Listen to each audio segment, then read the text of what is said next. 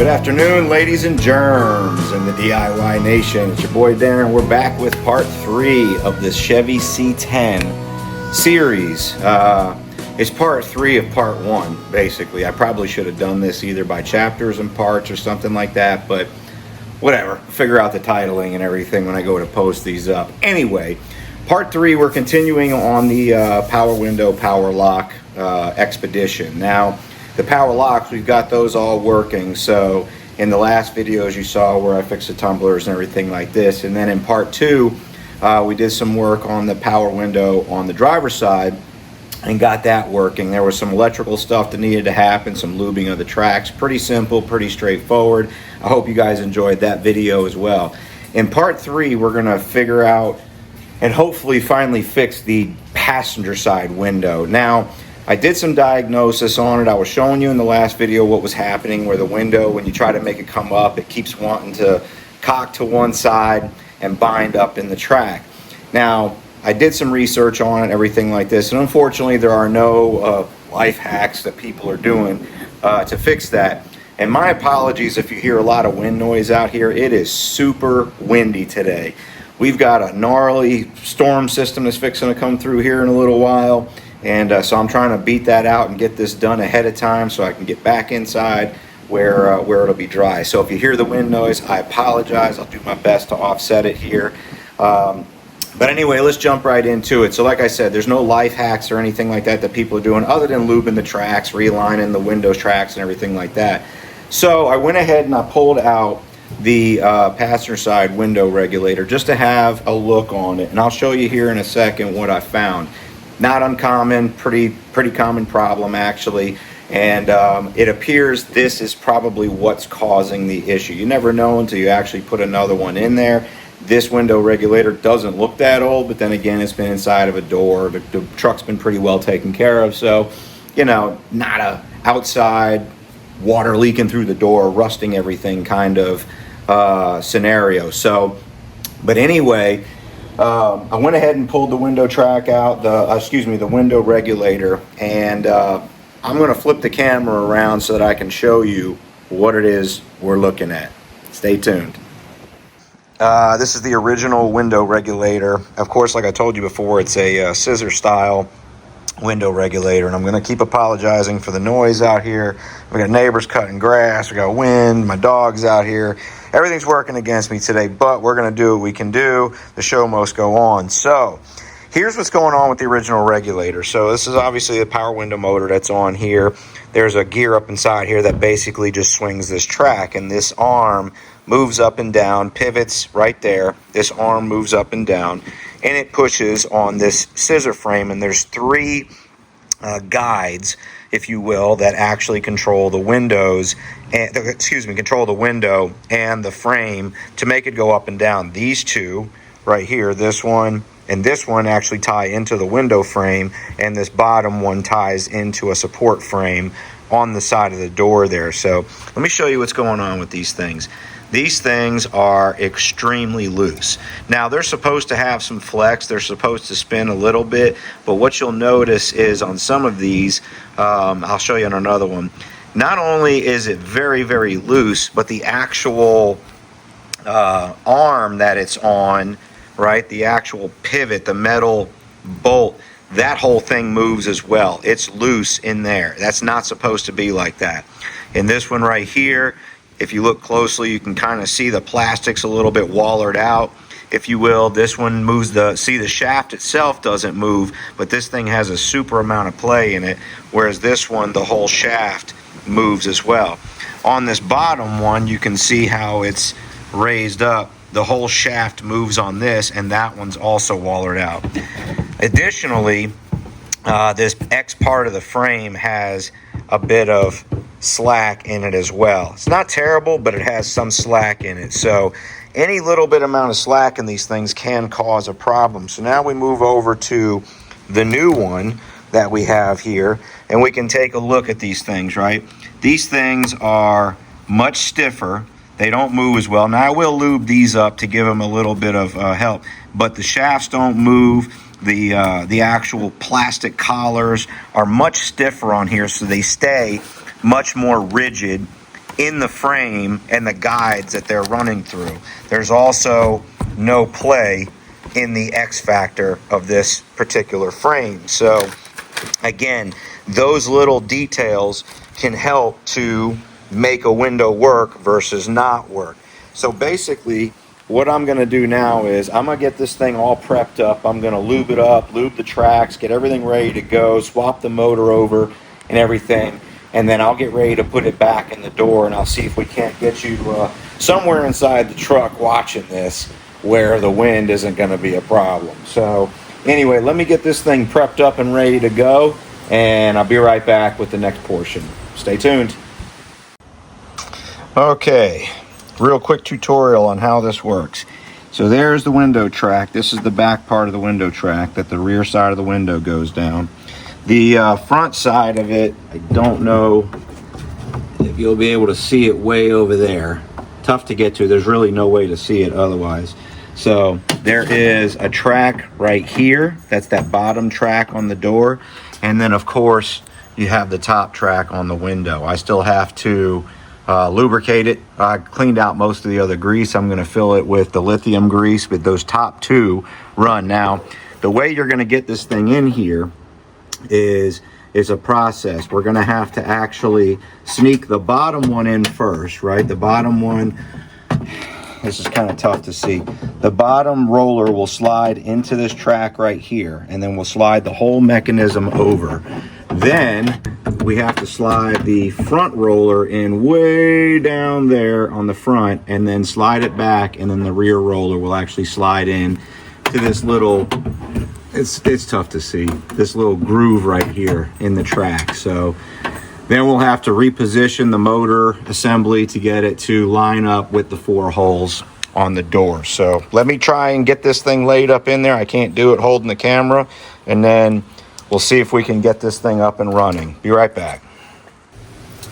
All right, so I've got the assembly back in the door. I saved you the hassle of that because it's a bit of adjusting and all that kind of junk to get it in there. So here's what we're gonna have to do. Like I said, this bottom roller's gotta come in to the track first. There it goes. And then we've got to snake this front roller in that we can't even see somehow or another into the track, feeling it by hand somehow. All right, looks like the hat's got to come off for this one. So it is extremely tough to see this thing and hold this assembly at the same time.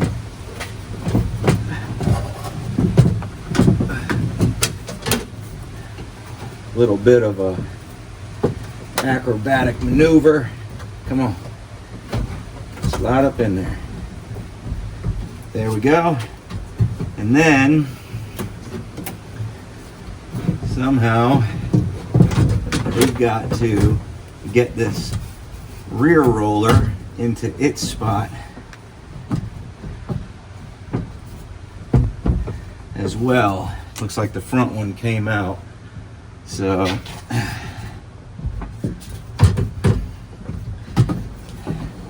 might need to scissor this thing closed a little bit more, which means I have to plug the motor in.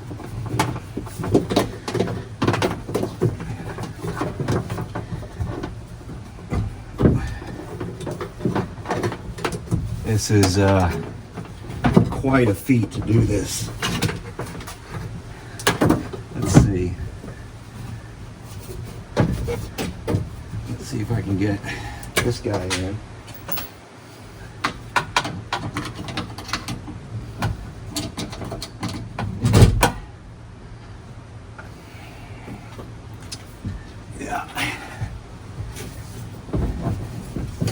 Let's get this front one back in here.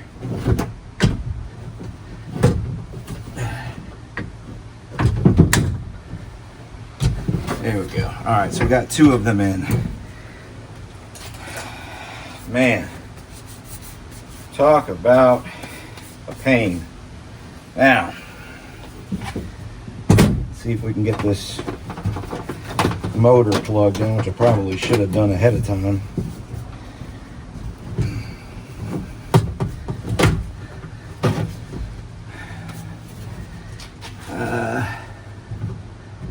Alright, I'm probably going to have to scissor this thing closed a little bit.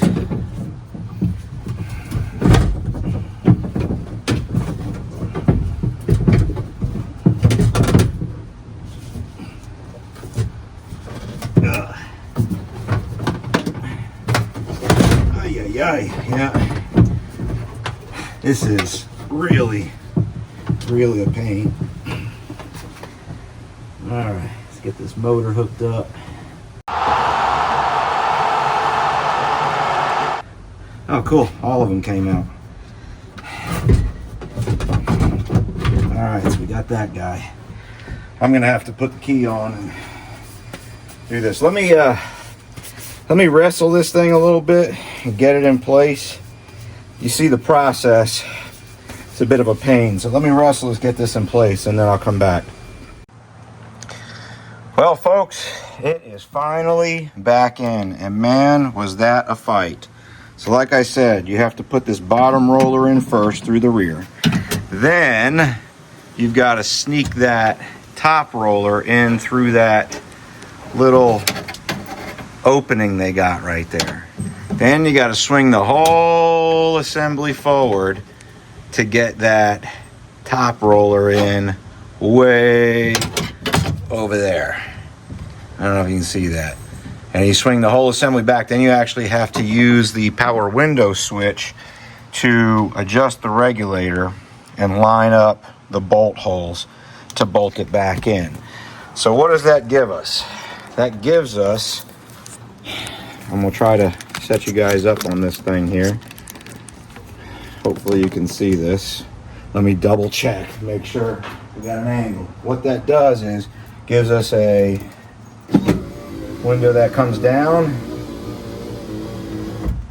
and a window that comes up. But this, I also discovered there's an electrical problem in this switch. So sometimes it don't work.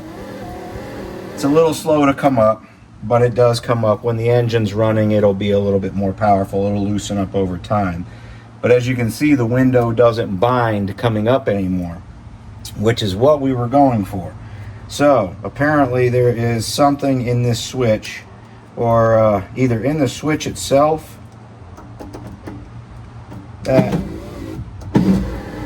or in the wiring that's having some issues. So I'm gonna pull this apart and see if I can figure out what the heck's going on with that. So don't go nowhere, I'll be right back. All right, I am back. And man, this has been one heck of a challenge over here. This door has been fighting me hand, tooth, and nail. But you can probably tell by the difference in the light of the sun and everything how long it's been going on out here. But so anyway, I'm gonna take in and show you what I ended up having to do. Turns out there was some issues with the wiring on this thing, and let me show you what I did here. So I'm gonna bring you down. I ended up having to make repairs on two of these wires.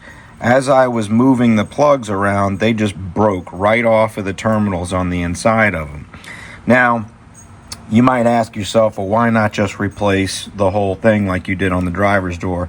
Mainly because, I mean, anywhere you can save a buck, you try to do it, right? You put a little elbow grease into it, get a little creative, and you can fix it without having to spend money. Those plugs are, you know, $20, $30, $40. So what I did was, because the wire broke off right at the connector, I ended up having to reattach wire to the back side of these connectors. And the way I did that is, if you have enough, I guess enough of a leg hanging off of the back of the actual terminal there, you can basically cut the plastic off one of these butt connectors, and then just take the exposed internal piece, which is what actually crimps the wires together. You can crimp one end onto the back of the connector, and then crimp a piece of wire into there, and then, like I have here, put some heat shrink on it and put it back together. So I did try soldering it. Apparently I own 3 different types of solder that does not work with wires. I'll have to figure that one out. But anyway, it is back together. I tightened up all the terminal connections so that now we have, there we go, down and up every time. That's what we're looking for. So now, hopefully, the power windows and the power locks are finally done on this truck. I'm going to go ahead and put this door back together, get everything buttoned back up so that it's all whole. And I think this will conclude this part of the series for the power windows and power locks. Coming up, we got to fix these door strikers. We got to fix the dome light switch that's not working. So those will be in the next video or 2 videos that I do. But anyway, thanks for hanging out with me on this journey. Apologies, it's been taking so long between the weather and having to run everywhere and fighting wiring. It's all part of the DIY process. So, but I love you guys and I appreciate all the support. I hope you're enjoying the series so far, and I'll catch you on the next one. So God bless everybody. Please like and subscribe. DIY 1978 Guy.